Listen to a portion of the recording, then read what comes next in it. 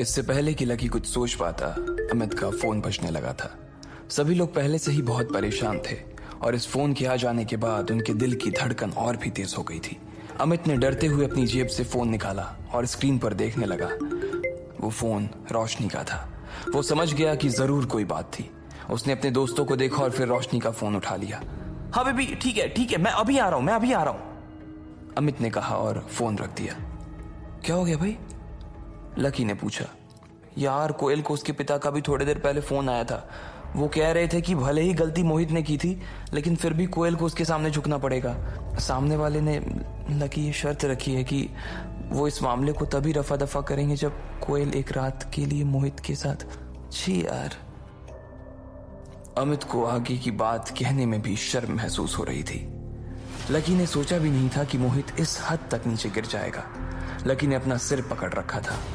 आगे अमित ने कहा, मैं पहले से ही मोहित के बाप क्रांति रायजादा को जानता हूँ। जो भी उससे उलझने की कोशिश करता है ना, वो उससे इतनी आसानी से नहीं छोड़ता है। उसके ऊपर ना जाने कितने सारे मर्डर के चार्जेस लगे हुए हैं, पर फिर भी वो आराम से बाहर घूम रहा है। सोचो, अगर मुझे पता होता ना कि वो क्रांति रायजादा का बेटा है मोहित, तो हम पूरे मामले को अलग तरह से डील कर सकते थे। अच्छा, कोयल अगर मना कर दे तो? लकी ने पूछा। वो मना नहीं कर सकती है भाई। अगर उसने मना कर दिया ना, तो उसके पापा की कंपनी रातों रात बिक जाएगी और उसका पूरा परिवार सड़क पर आ जाएगा भाई। सोच, अमित ने कहा। पर ये तो कोई बात नहीं हुई। सिर्फ इसलिए कि कोयल एक लड़की है, उसे इतना कुछ फेस करना पड़ेगा। उसके पापा ने बोलने से पहले एक बार भी सोचा नहीं? कोई बाप अपनी बेटी के साथ ऐसा कैसे कर सकता है यार? लकी ने कहा।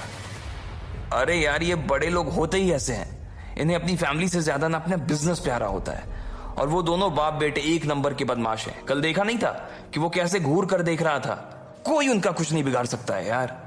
गर्वित ने दीवार पर मुक्का मारते हुए कहा। इस वक्त किसी को भी ये बात समझ नहीं आ रही थी कि आखिर करना क्या था। बस सब लोगों को इस वक्त कोयल की चिंता सता रही थी। लकी ने देखा कि दिशा, मानसी और रोशनी कोयल को उसके पलंग पर घेर कर बैठे हुए थे। कोयल अपने घुटनों को मोड़कर सहमी सी पलंग के कोने पर अपनी पीठ टिकाए बैठी हुई थी। लकी ने देखा कि उसकी आंखों में आज रात की कल्पना का डर साफ नजर आ रहा था। उसके गाल पर पहले से ही आंसुओं की लकीरें खींची हुई थी, पर उसके आंसू थे कि थमने का नाम नहीं ले रहे थे। कैसी है कोयल अब? अमित ने अंदर दाखिल होते ही रोशनी से पूछा। रोशनी ने अमित को खींचा और बाकी सब लोग भी उन दोनों के साथ दरवाजे के पास चले गए। फिर रोशनी ने एक बार और कोयल को देखा। वो परेशान सी पलंग पर बैठी हुई थी। उसके बाद रोशनी ने अमित को देखा और फुसफुसा कर बोला, कोयल के पिता ने कोयल की गलती न होने के बाद भी उससे बहुत डांट और खूब सुनाया है। वो पिछले 3 घंटे से बैठकर रो रही है। फिर भी उसके पिता यही चाहते हैं कि वो आज रात मोहित के साथ बिताए। रोशनी के मुंह से ये बात सुनते ही गर्वित को गुस्सा आ गया और उसने अमित से गुस्से से कहा, ये किस तरह का बाप है यार?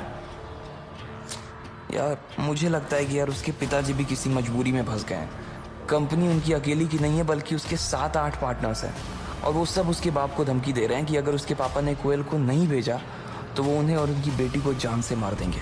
उनके पापा ने मुझे भी फोन किया था और बोले कि तुम कोयल का ध्यान रखना। और इस दौरान यार वो कोई ना कोई रास्ता निकालने की कोशिश कर रहे हैं ताकि कोयल को इन सब चीजों से बाहर निकाल सके वो। रोशनी ने परेशान होते हुए कहा।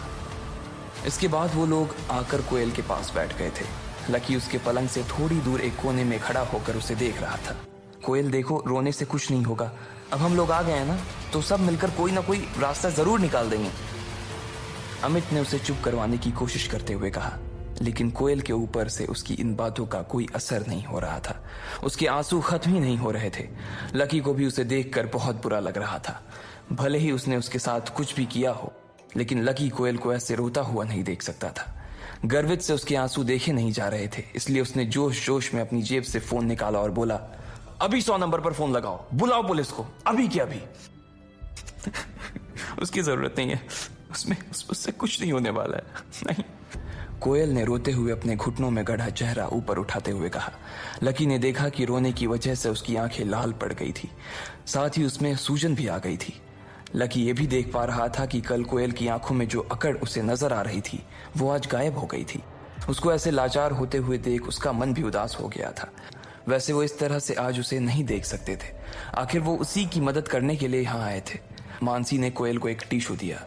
उसने उससे अपनी नाक पोंछी और आंसू भरी आंखों से अमित की ओर देखकर बोली, पुलिस को फोन करने से कोई फायदा नहीं है। अगर हमने उन्हें बुलाया ना तो मामला मेरे और मेरे पापा के लिए ना और ज्यादा बिगड़ जाएगा। क्या करूं मैं यार।